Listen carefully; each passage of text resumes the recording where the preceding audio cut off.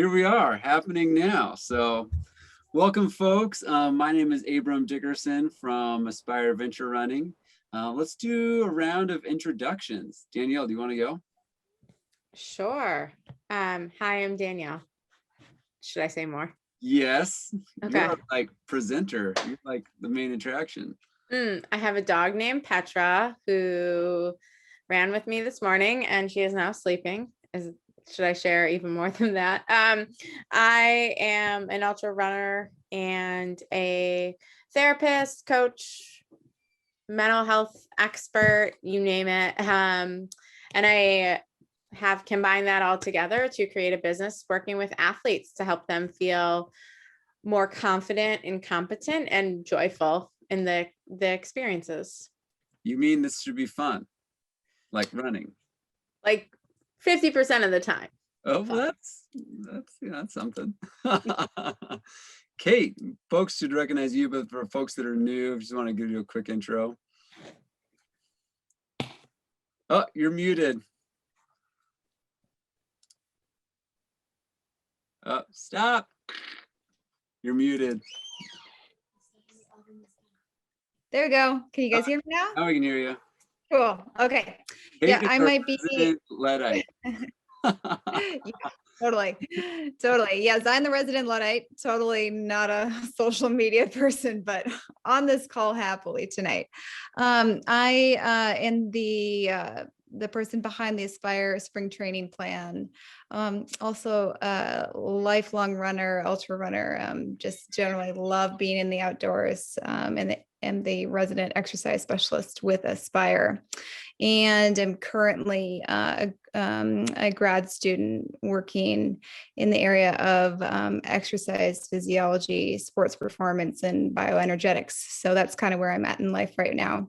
So I'm super excited to be applying those skills and all of my post-baccalaureate study in the real world for ultra running. And for folks that are just, whether you're in a competitive space or not, really doesn't matter to me. I just like helping people get fit and get into the outdoors. So super excited to be here again with you guys tonight.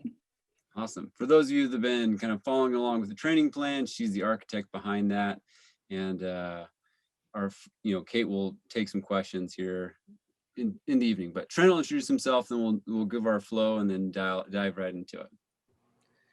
Hey everybody, Trent Banks. I am an Aspire guide as well as helping Abe out with a lot of other Aspire happenings. And yeah, excited to have Danielle on this evening. When we get around to the Q&A portion of the night, if you look down at your bar down at the bottom of your Zoom window, on the right side of your little options where you see participants, share screen, etc., there's a Q&A option, and you can drop your questions in there. So I'll be kind of helping moderate the chat tonight. And if you have questions, rather than putting them in the chat, put them in that Q&A, kind of saves them and keeps them front of center so that we have an easier time of making sure that we can answer them if it's something that works to answer. So looking forward to the combo. Let's do it. Great. Awesome. Well, our flow tonight will be first giving some time to Danielle. She's going to talk about, I kind of titled your talk like sharpen the mind and your legs will follow. So hopefully that's an appropriate title given your description because you didn't provide one. So we'll hear from you. We'll take some questions. Then Kate will be available to really respond to any questions folks have about their training and preparation specifically. And then we'll wrap the evening, hoping to do all this in an hour, talking a little bit about the Lost Coast Trail specifically. Each one of these we're doing a feature on a particular trip. So with that, Danielle, you're muted, but I'm sure you'll unmute yourself and then you're on. Okay. I get really excited to talk about this stuff, and a half an hour does not feel like a lot of time to me, but also it is, I'm trying to succinct it enough so you guys can get some take-home tips that you can start implementing tomorrow. And I think that's one of the coolest things about this is that a lot of times we think that training or strengthening our brain has to happen just when we're running, but we get opportunities to practice every single day. I mean, most moments of the day, there are opportunities for us to tune in with ourselves and look at the narrative that we're having and kind of check it out and see if it is supporting growth or minimizing growth. So I'll start with kind of a recent story. I was talking to one of my friends and they were talking about, I'm gonna come back around, it's gonna come to running, but they were talking about how whenever her and her partner fights, they say same team. And I was thinking, like, that is so brilliant that they have this experience of saying same team whenever they're fighting, because we often don't think about the other person's perspective. And I relate everything back to running because that's how I spend most of my time. And when I am struggling, the first thing that I start to do is be mean to myself. I beat up on myself. I'm not compassionate. I ask, like, I don't feel like I'm fit. And so I've started to enact this rule of saying same team out loud as kind of my current mantra to help snap my brain back to not putting myself down when I'm already struggling. And so the webinar things are a little bit hard because I like to interact with participants, and I forgot to say that. But here, so I want you to ask yourself this, like, when you are out there and you are struggling, how quick is it that you turn and start to beat yourself up rather to encourage yourself? So a few people might say something along the lines of like, yeah, I don't do that. But I would say that the majority of people trend to go and be harder on themselves when they're struggling. This becomes a habitual pattern and something that we may not even recognize that we're doing. And the more we do it, the easier it becomes for us to just like step into that role and put ourselves down. So people are always like, well, that helps me be stronger. Or I learned that if you like, you got to be hard on yourself. And they've actually done a lot of research on that and I'm trying to think of the word that I want to use, like found different research, I guess is the word I'm going to go with, that's not true. That beating yourself up when you're already feeling really tired is it basically sucks energy from you. So it's like sitting in a bath, forgetting to plug the drain and keeping the water on. So if you're out there running and you're starting to feel real crappy and you start telling yourself all these mean things, you're essentially ruining your bath. So we got to put the plug in. And the reason why that plug is so important is because we're helping build resiliency. And resiliency is one of the most fascinating traits that we can grow within ourselves. And if you've ever heard me talk before, I often will say this story about resiliency because I think it's fascinating. But when I first started grad school, some time ago, I learned about resiliency being an innate trait. And what that means is like, you're either born with it or you're not. And I was like so horrified as a grad student that some kids are either born being resilient and other kids are just not resilient and they're going to be screwed for the rest of their life. So later they've done some more research on it, and like a lot of things that we learn about motivation and challenging our brains and growing our brains is that resiliency is actually not an innate skill. It is something that can be taught and grown in each of us. And the brain is a muscle. Well, actually, that's not true. I've just been saying that. The brain is actually mostly fat with a lot of neural pathways that you can build stronger neural pathways. So yeah, but it acts like a muscle and that we need to flex it in order for it to become stronger. So a lot of times when I'm working with runners for the first time, what I hear them say is like, well, I got on the start line and I really wanted to be positive, but I wasn't. Or I went out for my adventure and I wanted to be positive and it just didn't happen. And like the first thing I like to ask is, how'd you prepare? And they often like to tell me all the running that they've done to prepare, which is awesome. running is really important to be prepared for your adventure. However, anyone who's done a longer race or adventure, or even shorter things, if you like for a 100 marathon or for a 100-mile training, you never generally go out and run 100 miles before your actual race. So when I'm training for a 100-mile, or I mean, maybe my long run is back-to-back long days, but I never get close to, I might do 100 miles in a week. But if you think about that, it doesn't necessarily like compute in your brain that your longest training run might be 55 or 60 miles, or maybe 40. And then you can go and you run 100 miles. And so what is the difference between training physically and training mentally? I often think about those last 60 miles. If you're not training your brain way before the start line for those last 60 miles, when things get hard, because they're going to get hard, you're not going to be prepared. So physical training is good. Mental training, because I'm biased, is even better. We need that piece of the equation in order to believe in ourselves and feel even more competent going into it. So kind of going back a little bit, one of the things that happens when we're struggling, which I'm sure most of you guys out there have struggled, is that if we go into that negative spot and we're not prepared to know how to respond to that, we don't have the resiliency muscle working. In order to build the resiliency muscle, every time something happens that goes outside of our plan, we get an opportunity to channel a new pathway, which is so cool. So when runners come to me and they say something like, I've had a bad training run, I'm like, awesome. What did we learn?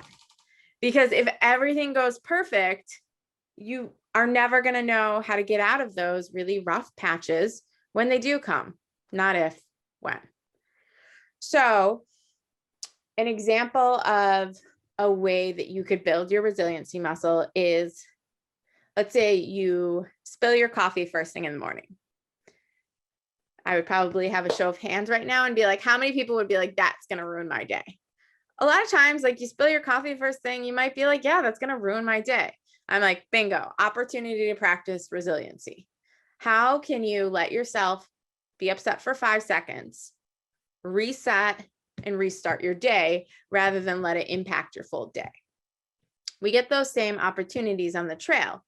You have a bad 5 minutes. How do you then tap into yourself, reset, ground, and move forward?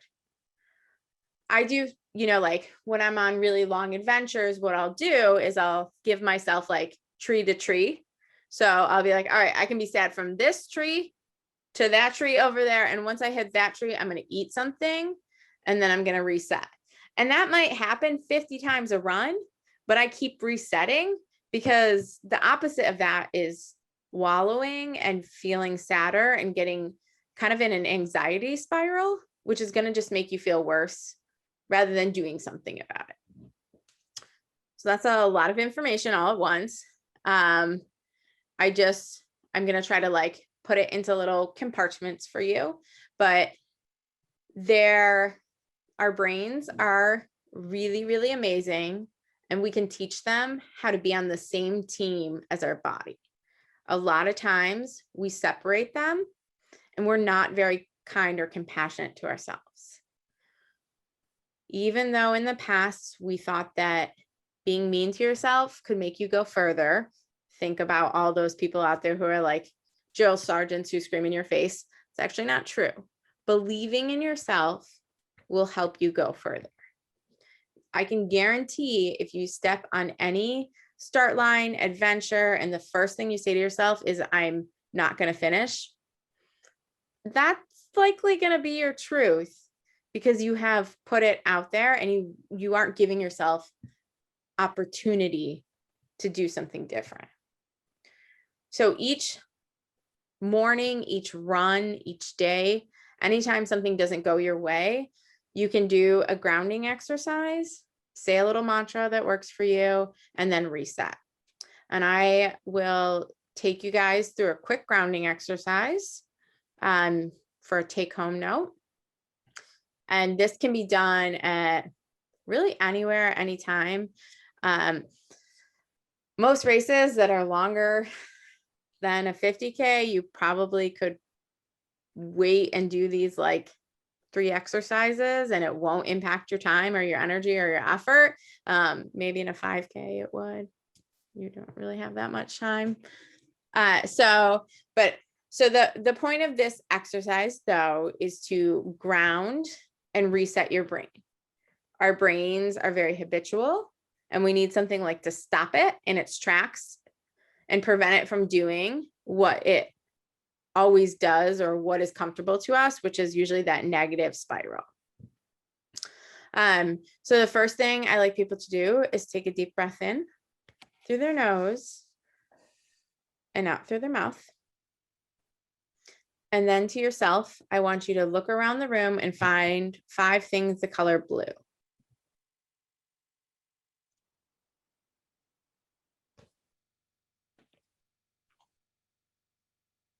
Okay. Then I want you to touch 4 different things. So like my hair, my shirt, table. Listen for 3 different sounds.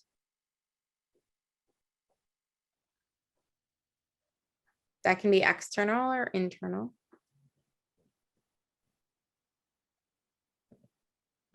Then 2 different smells. This should be easy when you're trail running or doing anything else. And 1 different taste.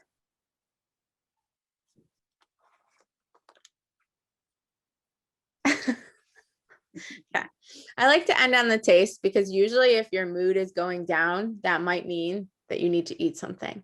But what you essentially just did is you used your environment to go from thinking about everything and tune into yourself.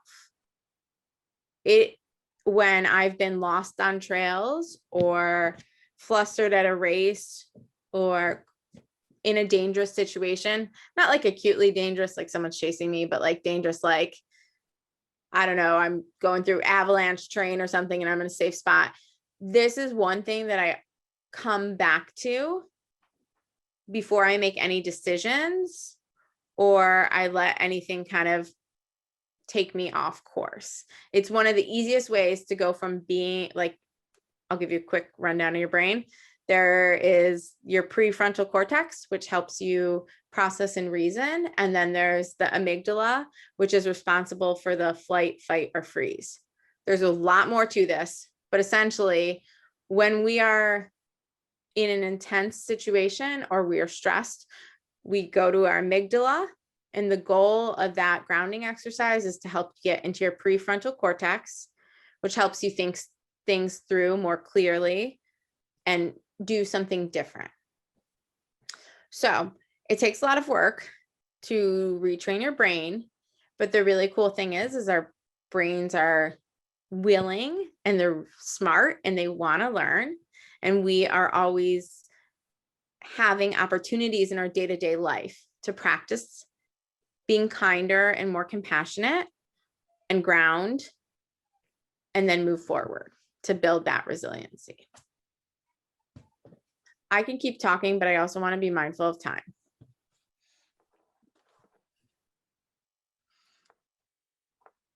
I was just listening. Oh, I was like, oh, can I fit everything in? I forgot to breathe. Sorry, guys. How do you want to keep, I can do questions with you. We can open up to questions. Do you want to keep, I mean, you lead, Daniel. What's best for your flow? I'm good with questions. And then if we have more time, I can tell a few more things, the crash course in mental belief. Yeah, I guess, how would you, I mean, maybe I'll kick off a question. Trent's monitoring the questions, or folks have questions, feel free to put them in the Q&A and Trent can pull those up. I'll lead with one that's going to keep things moving along. I mean, so much of this, I feel like, I mean, it's kind of this like, we've all been there, but sometimes we just kind of feel like those rules don't necessarily apply to us, you know, that we have our own little like ways of dealing with this. You know, I think that I find a lot of times, you know, particularly like with Aspire trips, people get really intimidated. You know, they want to set really big goals for themselves. They're inspired by the athletes and their friends and people who, you know, it's really easy to project your success and feel like, man, everyone else is doing this thing that I want and I'm aspiring to. So a lot of things that I'm kind of, you know, it's like that. How do you start? What do you tell people in terms of like setting their expectations from the start, you know, as you kind of lead with a big goal? And for a lot of Sure. people, these are big goals, you know. Yeah. And there's a range of abilities, you know, like, you know, not everyone is going to be on the podium, right? That's just not going to happen, right? And that doesn't even have to be the goal. So how do you help people sort of like, as you prep and train, like your expectations? So, You know, it's interesting. I was telling someone about this presentation today and talking about the concept of magic. And she was like, well, what about realism? And I was like, yeah, that's fair. Like we have to find that balance between believing in ourselves and also setting goals that stretch us. So in therapy, there are different comfort zones. And there is the safe zone, which is doing the same things that we're really, really comfortable doing. And then there's like the next zone, which is uncomfortable zone. And then there's the final zone, which is discomfort. And in the uncomfortable zone is where we're capable and competent, and we have people to support us. And we know that it's going to be a stretch and it may not look the way we want it to look, but we're still safe. Like nothing horrible is going to happen in that zone. And then uncomfortable would be like doing something that takes you so far out of the comfort zone that it puts yourself in danger. So when I'm talking to my clients for the first time, we talk a lot about finding that in between zone with the support of others. So I like to set mini goals along the way to help improve confidence in yourself and competency, and then also normalize feeling nervous. Like that's the really cool thing about setting big goals that are safe. We do feel nervous because we're human. And in most opportunities, I think society doesn't really applaud people for failing. And I'm a big fan of failure because failure, well, you know what? No, I like calling it failure. You set up for a goal and you don't get that goal. That is failing. And failing isn't a bad thing. It is the biggest place that we can have growth. And I can share kind of a personal story with that. I set out to do this Kokopelli Trail. It was from Moab, Colorado to, Loma, Colorado to Moab. And it was 140 miles. And I was very public about my goal, trying to get the FKT. And I ran about 100 miles on pace. And then I fell off pace. Not just like a little off pace, but I finished 8 hours later than my projected time. And I remember sitting on the trail at some point and crying and thinking, like, to me, the worst thing in the world would be to publicly fail. Like, I would rather get injured than publicly fail because I'm afraid of what people might think. And so I did this grounding exercise on the trail, laying on the ground, crying. And I remember thinking, like, there's courage in failure. And I'm not saying that the rest of the 4 hours were rad and I was so excited, but I remember thinking, like, this is growth. Like, this is what putting yourself out there means. It's not just getting the goal that you set yourself for. Like, be vulnerable enough to fail. And so what we're asking people to do when they set out for big goals is that knowing that they're going to fail in a safe way. So if you're not the fastest, that's okay. If you don't finish the trip, it's okay. you're going to learn in the process, and you get to decide how you interpret that event and what you take from it. And everyone feels that way. I work with people just starting 5Ks to Olympians. And that is like one of the things across the board, which continues to be so inspiring to me, is that every single person feels that way when they're setting a goal. So you are not alone in it. Danielle, we have a question here from Duncan Brown that I think is a really nice follow-up to that. You know, as we set big goals, sometimes that kind of challenge us, and maybe we're going to fail, or maybe we're going to struggle. What can you do? You know, if let's say you're with somebody who's struggling, how can you support them? What could you do, or what should you not do to be a good support system? This is a great question, you know, for the Aspire crew, right? We sweep. So yeah. Well, I know what personally don't do. Pacers have said to me before, wow, you're going really slow. That's motivating for some people. For me, I'm like, I want to kill you. Get away from me.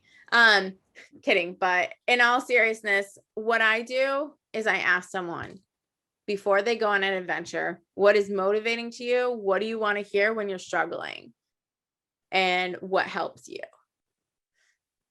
And then in the moment, I try to bring those things back, and I always make people eat. And I'm not trying to I do not have a nutritionist background. I am not saying that is always the answer, but I think a lot of the times, like, we start to get under fueled, and so there are like a couple of things that make us more vulnerable to big emotions, which is lack of sleep, under fueled, stressed, and like all of those things happen when we're pushing our body. And so the thing that we can control is fueling. We can't often control how stressed we are or how tired we are. So I always ask people, get them to fuel, and then I make it a manageable goal. So I do the tree to tree out loud with people. So I'm like, okay, you know, sometimes people like silence, and I respect that. But if they're like, I don't know what I need right now, I'm like, drink, eat, and let's get to the next tree. Because these are all just like, it helps whenever we make manageable goals. that reminds me of my kind of mountain mantra when I'm doing something difficult, which is just like one foot in front of the other, you know? Yeah. Like if I'm intimidated by some mountain thing that's outside of my comfort zone, it's just like, focus on right now, one foot in front of the other.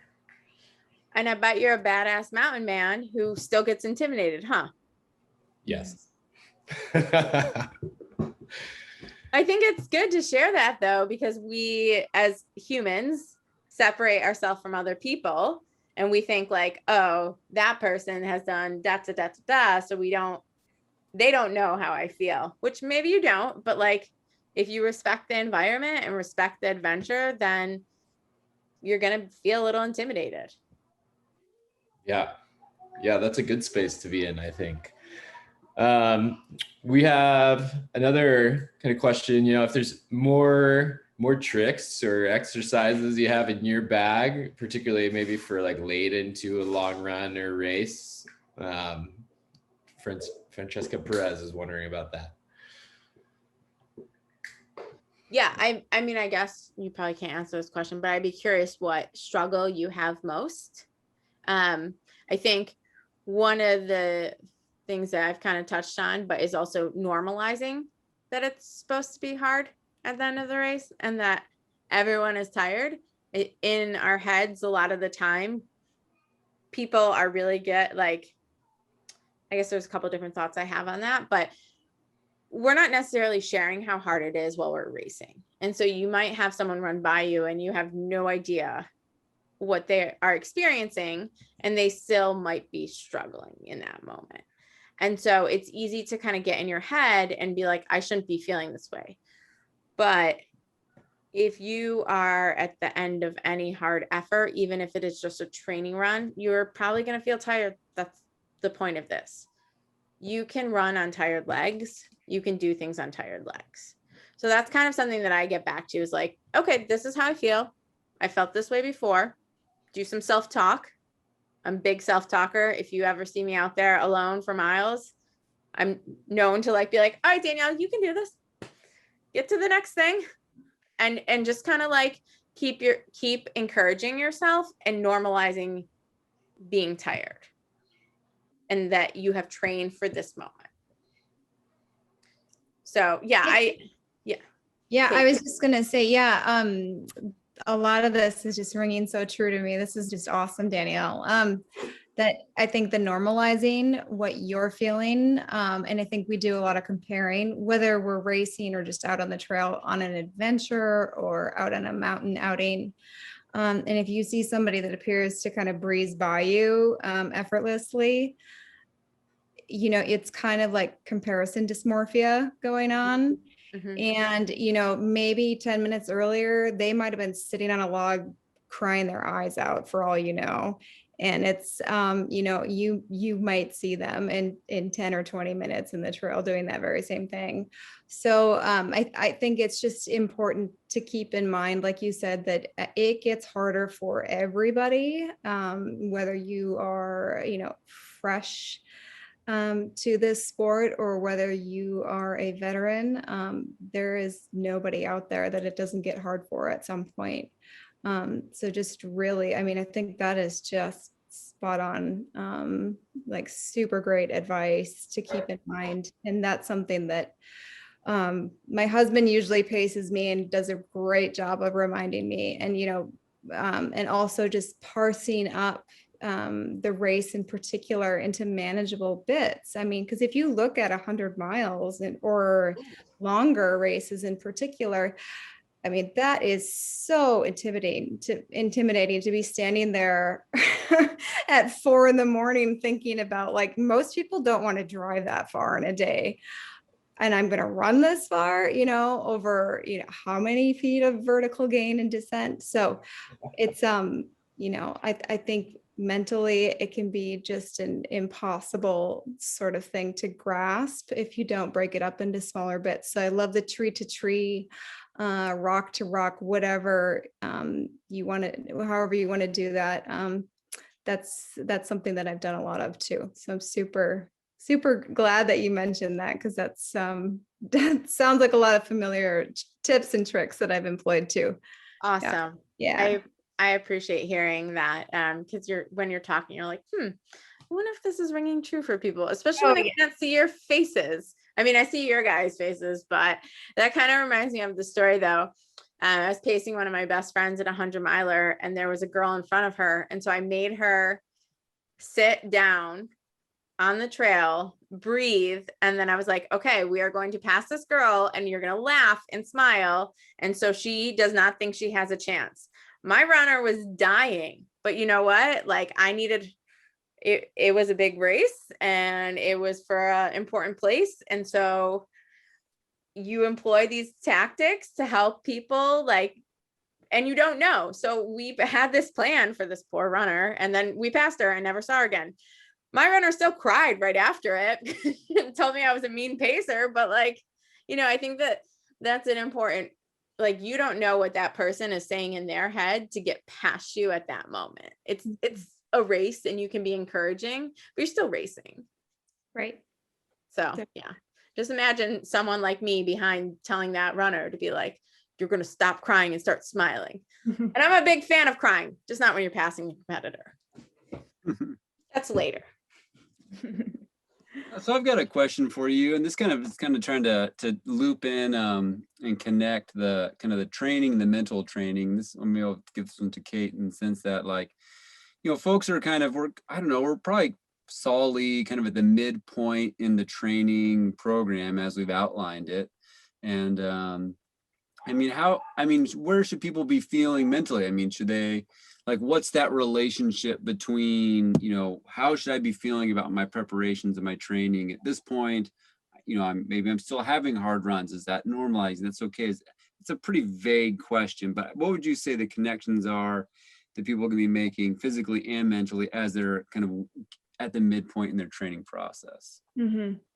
Yeah, well, I'm so glad that Danielle is on for this particular webinar, since we are kind of at the midpoint where we're starting to build towards some of the hardest weeks as far as volume and just difficulty goes, because like she mentioned, you're gonna have training runs that probably don't go well and don't feel so great. And I'm a big fan of just what she mentioned as far as using those for not only physiologic opportunities to grow your skill set as a runner, but also opportunities to build that mental resilience. Because if you've listened to on some of these other webinars, I talk a lot about physical durability, but I think maybe to the detriment of not mentioning the mental durability that goes along. It's just an absolute necessity with being a long distance runner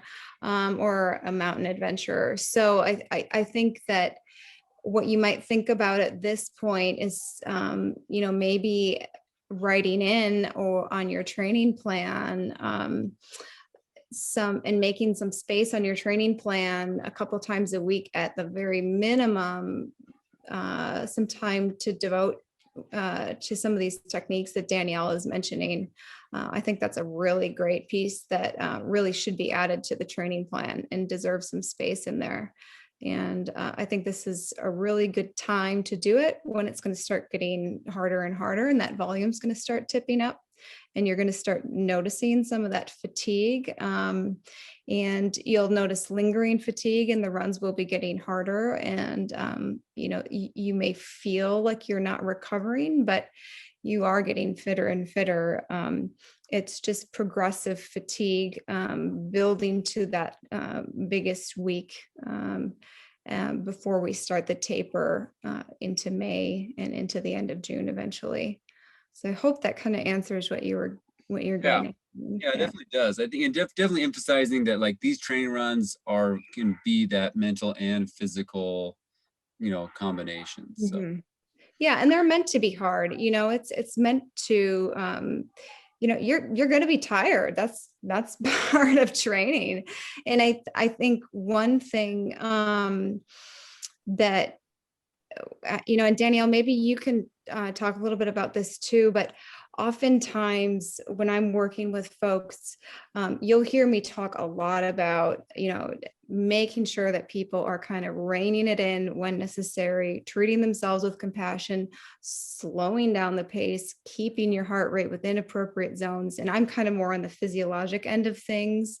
So, the mental health aspect and the durability from the mental health aspect side is definitely your part of the court, Danielle. But the reason I talk about that so much is because we tend, I think, as ultra runners and mountain adventurers toward excess, we tend toward not being great at self-regulation, is like just speaking from personal experience. My idea of a great outing is as long as possible. Why go for 8 hours when I can go for 10 hours, and I think that is a pretty common characteristic. And as you kind of get bitten by the ultra bug, it just gets worse and worse and worse. So I think that is why you'll hear people like myself and like Danielle kind of keep harping on about check in with yourself, rein it back when necessary, and be compassionate to yourself. Like, would you treat somebody that you love this way? Would you tell somebody that you love the things that you're talking to yourself in your head about? Or would you tell somebody, to go run a run and go do a training run? If you suspect that you're injured, would you go tell your husband or your wife to go do a run? If you feel like you're tipping into injury. So those are the kind of the things that I think are super important from a physical health and a mental health aspect to keep in mind throughout this whole process, and are things that I just personally through my own foibles as an ultra runner and a long distance runner for many years now, have had a lot of experience with, and I've seen a lot of other people go through and would like to help other people avoid.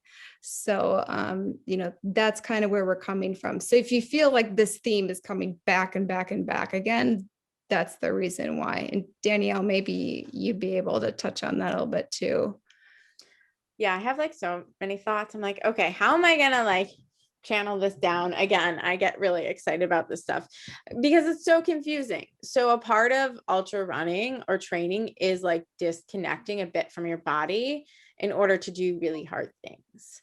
And so I think people have a hard time because they're like, this is supposed to hurt. And yes, you are supposed to feel tired and worked, but if there are chronic signs of acute injury or emotional dysregulation, or like, I don't know, night sweats, which can be a signal for overtraining, that's like, to me, kind of an example of like, you are not honoring what your body needs, and you're going to go into the hole more than you're going to be able to recover and train more. And so it's such a nuancey thing of through experience, and talking about it and asking your coach, is this normal? Should I be feeling this way? I cried on all 5 of my runs this week. Well, even at your highest training load, I don't necessarily know that crying not that I'm against crying, but like that you are that exhausted on every single run that you can't do it. Like that to me would be like a red flag. But being tired is not necessarily a red flag. And so they're like, the more communication you can give to your coach, if your coach is cool with that, the better it is for her to help or her or him to adjust. And their intention is not to take away miles. It's to support your growth and honor where you're at. I hear that a lot from runners of like, well, if I tell my coach about this, they're going to like take this away from me. And I'm like, well, or they're going to support growth. Our brains are trained to think more is better, especially in the society that we're in right now, like more money, bigger cars, bigger houses, more miles, the better you're going to do. At the end of the day, it's same team as your body and honoring what works best for you. My base mileage may be 70. I may get beat by someone who has a base mileage of 50 because they're listening to their body better. Like, so being honest about where you're at, and also kind of understanding that like, you got to work with your body, not work against it. And another thing that I often tell my runners to think about is the 10-10-10 rule when they're debating if they are injured or really tired, or they're making a decision that doesn't complement growth. And I ask them, like, if they finish a run a mile early, I say, okay, I know it feels like a really big deal right now, but how much is it going to impact you in 10 days? Some people are like, well, it might impact me a little bit. I'm like, okay, well, let's follow out the 10-10-10 rule. How about 10 weeks? How about 10 months? Generally speaking, most of the things that we kind of narrow in on aren't going to impact us in 10 months. And so I try to maximize that thought process of 10-10-10 in order to help people move past. If you get stuck on something like missing a mile and you're like ruminating about it, it might impact you because you're beating yourself up. But if you're like, yeah, whatever, it's okay, I can move forward, that's going to help you grow. So 10-10-10, communication with coaches. I feel like that's a perfect spot to kind of segue to this question from Ginger Gutting, Kate, which Ginger's got a big event this weekend, and she's just curious, like, how many weeks should she take to recover before jumping back into this plan? And for her mentally, she struggles with taking the recovery time, and feeling like she might fall behind or kind of fall off what she should be doing. Sure. Yeah. And I guess, did she mention in her question how long her event is, perchance? No, she doesn't. But Ginger, if you want to drop that in the chat or back in the Q&A. Yeah, that does. I can start talking about it because that does have a little bit of an impact. But generally speaking, for folks that do have a background in in longer distance running, and I'm talking about probably 2 to 5 years at least, you've built up a significant amount of base training, and I'm talking about long-term physiologic adaptation. So that's lungs, heart, muscles, brain, nervous system, sympathetic, parasympathetic nervous system adaptations, that you're somebody that's probably going to experience a relatively quick bounce back to your previous level of fitness. And not only that, you're going to really need that time off. What I see over and over and over again is really experienced runners that go out and race, and they may be doing anywhere from 50K to 100 plus miles, and they shortchange themselves on the recovery time. There are studies that are emerging, and they're starting to study ultra runners more, which is awesome. And they're doing, like blood samples right when people come across the finish line. And a lot of what they're finding initially is that some of the profiles of what people's blood samples look like look pretty similar to pretty dramatic trauma, like if you had just been in a car accident or something like that. And I can't cite I can't pull like a specific study out of my mind right at this particular moment, but these are things that I've looked at over the years. So just know that you've put yourself through a significant amount of stress that is not to be disrespected, and you need to allow yourself a significant amount of time for that cellular repair, for nervous system repair, for those fuel reserves to build back up, for glycogen stores, those intramuscular glycogen stores to build back up in the body. And there is simply no way to shortcut that. That just takes time. So, I generally say, people that are running 100K or less, especially if you've got like at least 5 years of experience, I'd love for you to take 2 weeks off. And I really mean off. Like, you can go walk around, go for a walk with the dog, chase your kids around, but, do not go out for a trail run. Yeah, Yeah. So Ginger did share it's the rim to rim to rim, the Grand Canyon. Okay. So she's gonna go along. Yeah. So in that case, you'd be looking at 2.5, 3 weeks of pretty solid off time. And at that, I would say 2.5 weeks, you can check in with yourself, honestly, go for a short run. And, one really good way to kind of gauge where you're at, and this applies to a lot of people that might be watching or listening, is to go slow and see, compare it to a run to pre-race or pre-event that you would have gone on, and check in with your heart rate like frequently, and see if your heart rate is spiking on an easy run, you are not ready to be back training where you're at. And that's a really great way to see that your nervous system and your body, just generally speaking, broadly speaking, is not ready to be back training yet. If I personally was going rim to rim to rim, which I have before, I love it, I hope you have a great time. I would take 3 weeks off, and then I would probably, that would take some work on her part to kind of figure her way back into the training plan, but she would probably want to jump in on a small week, and I don't have any qualms about her probably just being able to jump right back into it by and large. Yeah. That's great info. Great. Cool. Let's open it up. Are there other training questions that folks have for Kate? We do have one more question in the Q&A right now from Derek Roth.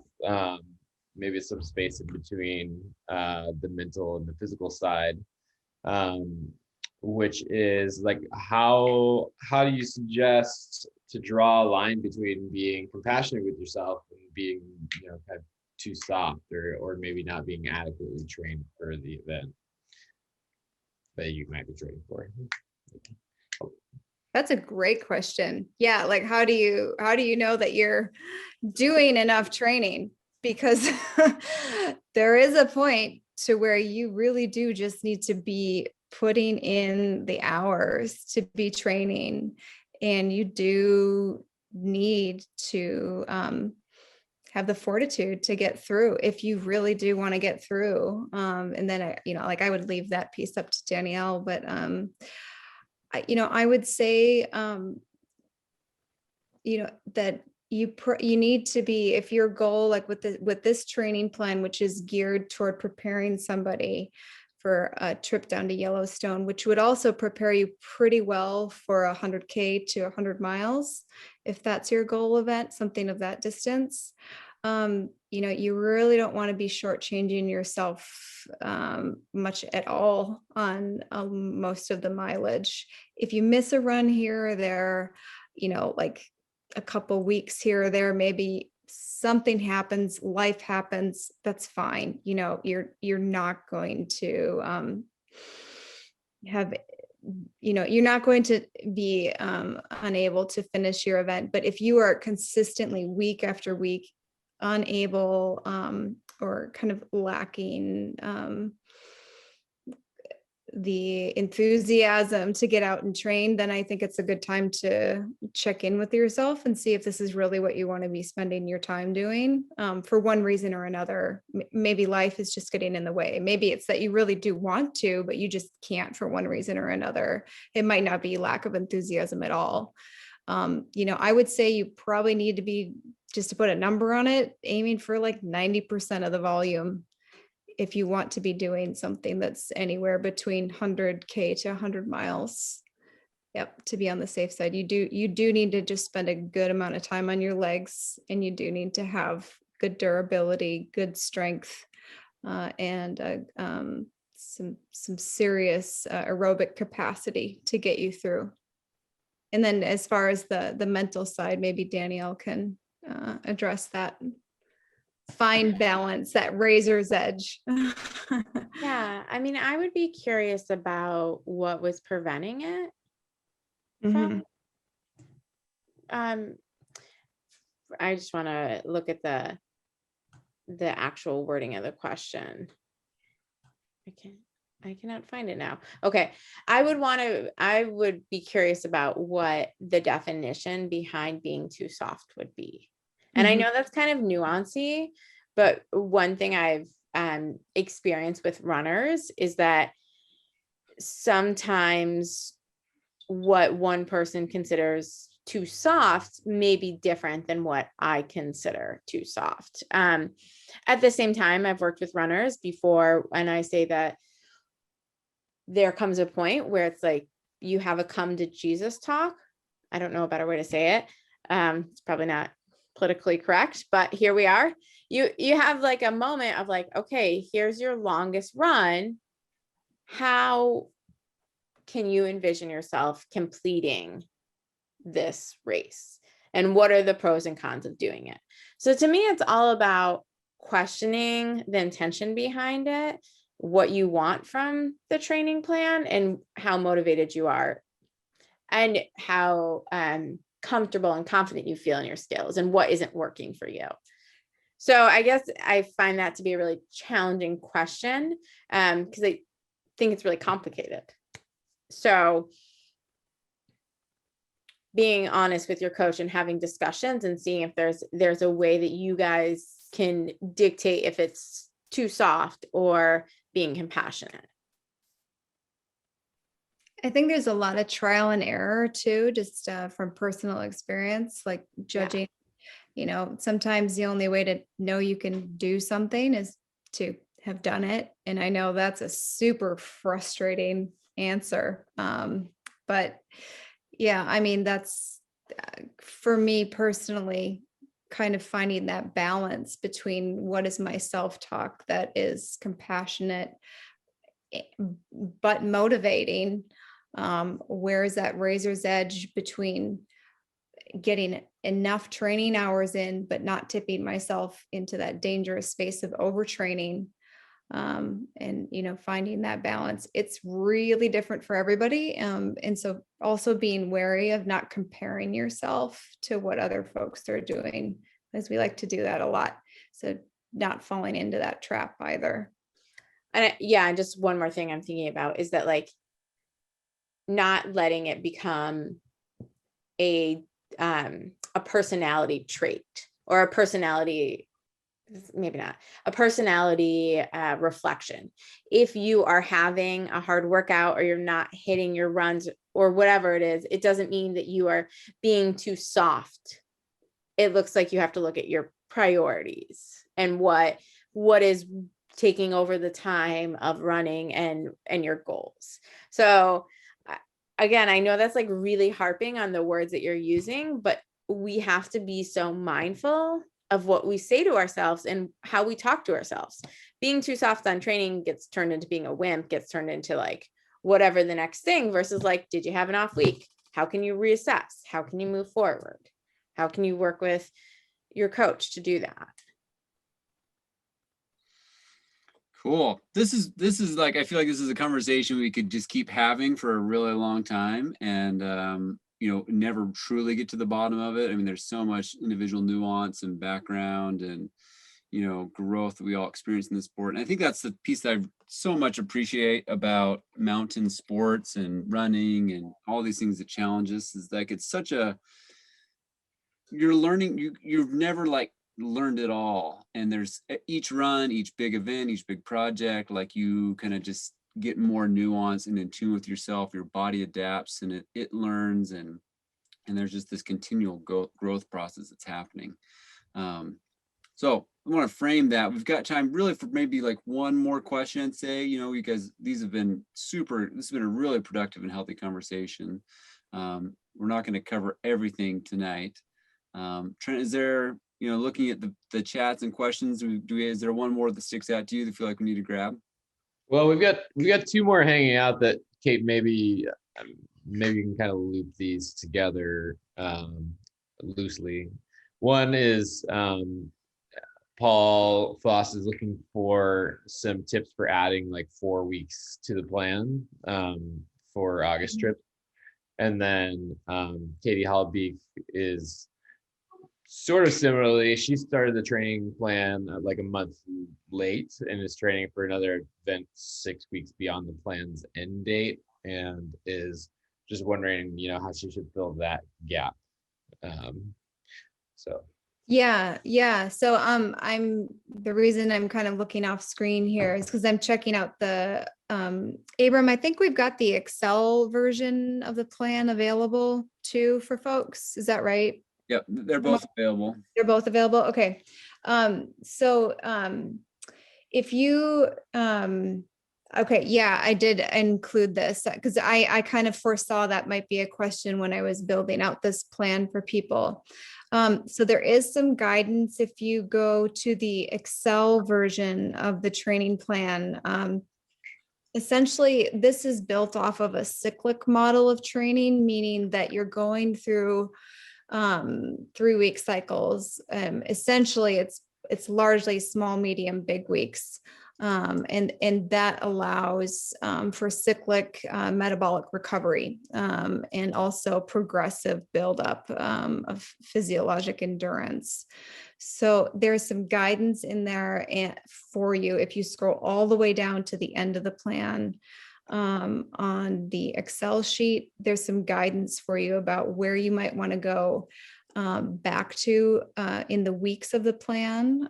So if you're wanting to add like 3 to 4 weeks to the plan, you may circle back, for instance, to like week 12 and essentially start there and keep progressing through the weeks to take you through to the end of August. And for the person that started later in the plan, I don't know what your running background is. If you've got a solid running background, that being 2 to 5 years of running uninterrupted with injury. And that's super important. Like you haven't had a significant amount of time off in there with some serious injury. I would say, just jump into the plan. If you do need to back off on some of those long runs by, 10 to 15%. Whether you're training by miles or by volume, just taper off on those a little bit until you feel like you're at a physiologic point to where you can handle the mileage at a healthy level without tipping yourself into overtraining or to injury.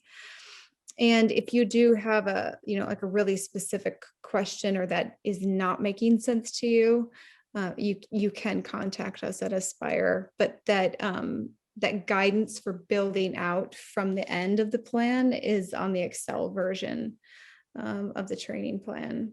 So essentially you'd just be adding in weeks from there, because this is meant to be repeatable throughout the season. And I dropped a link to that in the chat. So Good. Okay. Yeah, great. Log in and see that. Yeah, and just another aside real quick, for people that, once you get into the flow of the plan, hopefully people are making amendments as necessary. Again, this is a plan that is meant to be tailored as needed. We've got a lot of folks with a huge variety of backgrounds, experience levels, intentions using the plan. So, keep that in mind as you're looking at this plan, that this may require a little bit of tweaking on your part to fit your specific goals. So you can, you're more than welcome to tweak and twist as necessary. Kind of think of this as a good framework to work from. And that goes for training volume as far as mileage and hours. Vertical, you can certainly ramp that up if you are comfortable, but just be cautious of that overtraining barrier always. Yeah. All right, this has been so great. Thank you so much, both of you, for your insights and for the wisdom that's shared. Folks that want to learn more, Danielle, they can go to, want to just tell us the name of, it's Inner Drive Athlete, right? And there's a website for Inner Drive Athlete. So if you want to get in touch with Danielle and learn more and connect with her, she's available. Kate, you don't have a particular website or anything, but if folks have questions.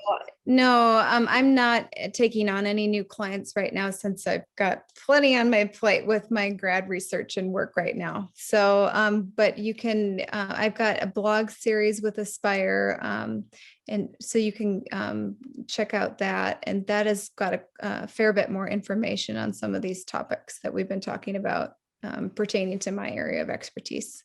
Yeah. Cool. All right, we're going to wrap the evening. We're just going to do kind of a quick dive on the Lost Coast Trail specifically.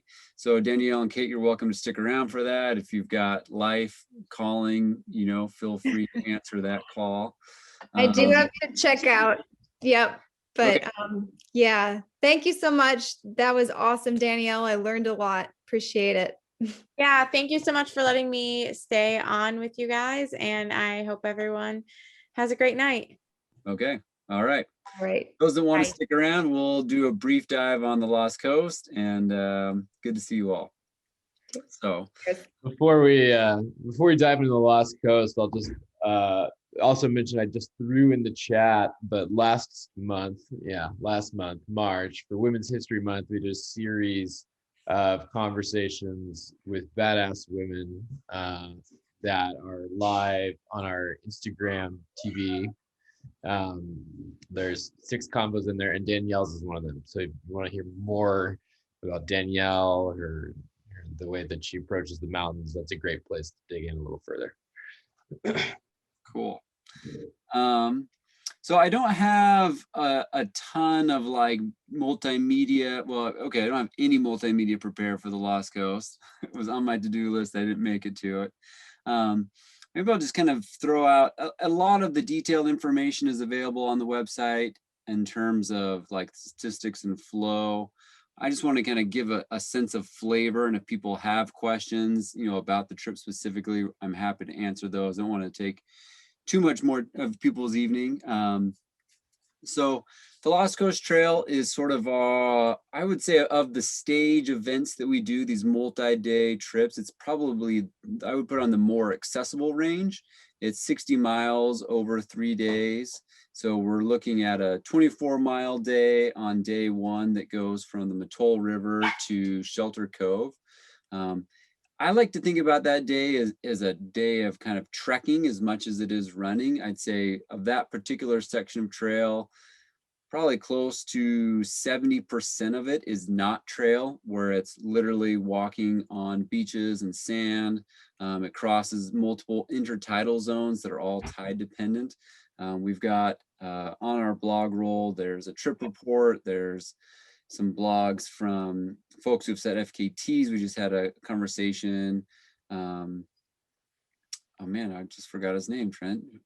Tyler Green. Tyler Green, yeah, Tyler Green, who just set the new FKT for the Lost Coast Trail. So there's a lot of things to learn about it on our channels. But essentially, it's a day of trekking, which you can do that quickly over sand and cobble rocks and sections of trail, or you can really spend a large part of the day, making that trek along the beach.